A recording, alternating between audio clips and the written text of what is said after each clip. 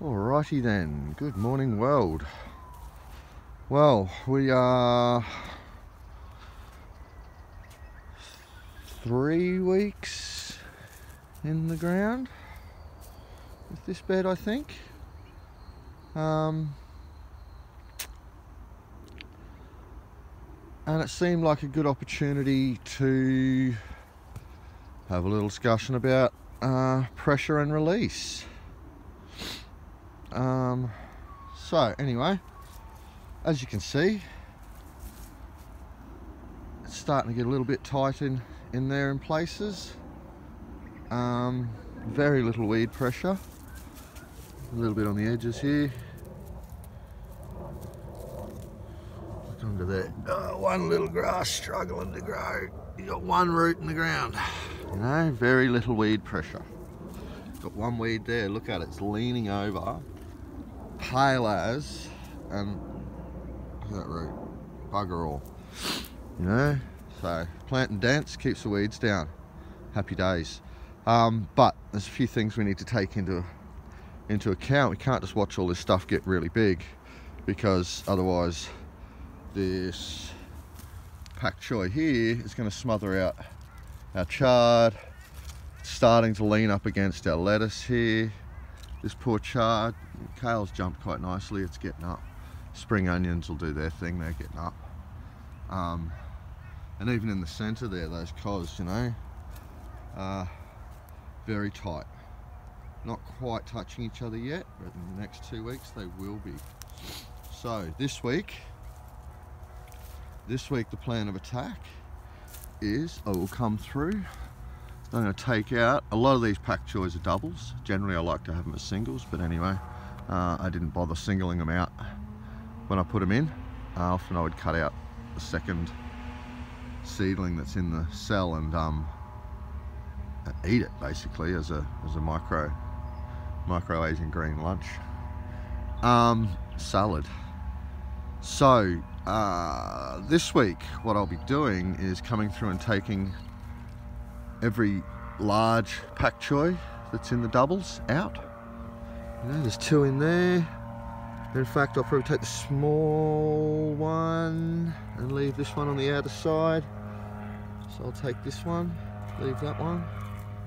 That'll give this chard a bit of room. You can see he's got a little bit of pressure here and a little bit of bug pressure.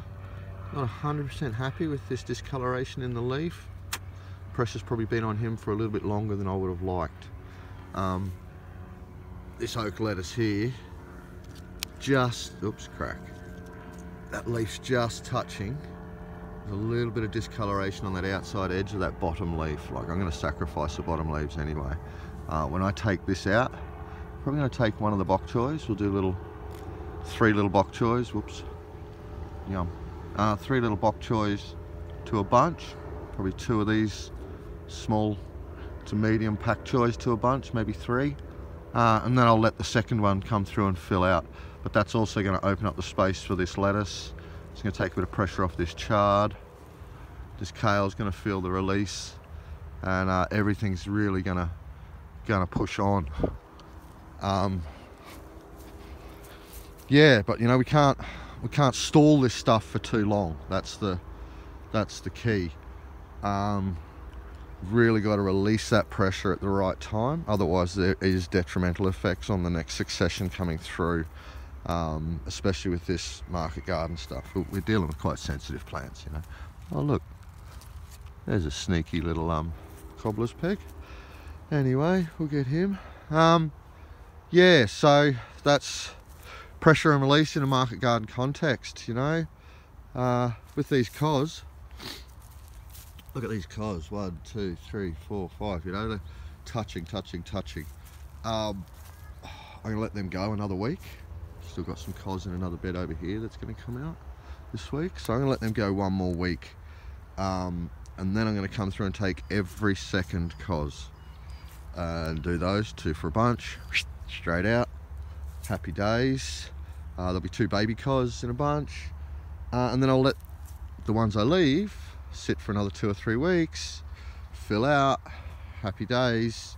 Full-size cos at the right spacing. So those 2 for a bunch that I got out early they're freebies for the Space Over Time, guys. Freebies. So, well, we had to buy them, we had to plant them and grow them, but in the world of Space Over Time, they are freebies in standard growing models. This bed here, oh, these carrots have jumped beautifully. You know, since I got those radishes out last week, I had the radishes in next to them and they were really starting to shade them. They were getting a heap of pressure. Boom, they've jumped. Got them out just in time. There was a couple of losses. You can see I actually let them sit for a touch too long. There's a little bit thin on this side with the carrots. It could be the earthway cedar. And the fact that I was a bit slow pushing it through because there was some a bit of wood chip and shit through the bed. You see these direct seed beds get a little bit more weed pressure because I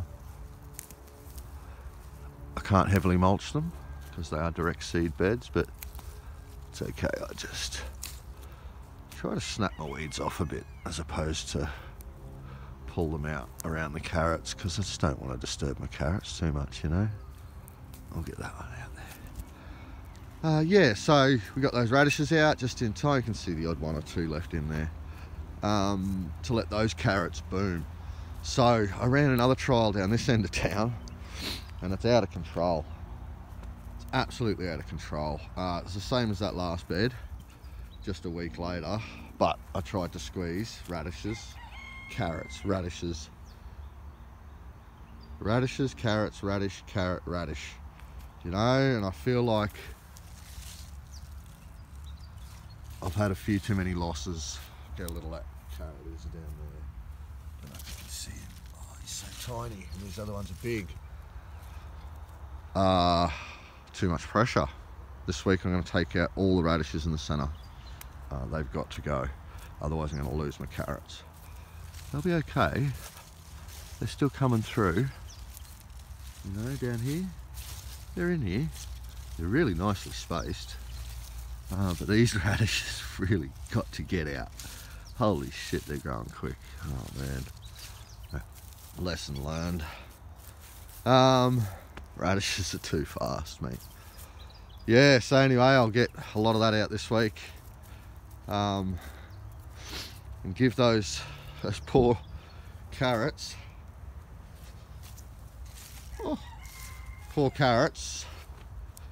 some sun, you know, pressure and release. Release that pressure.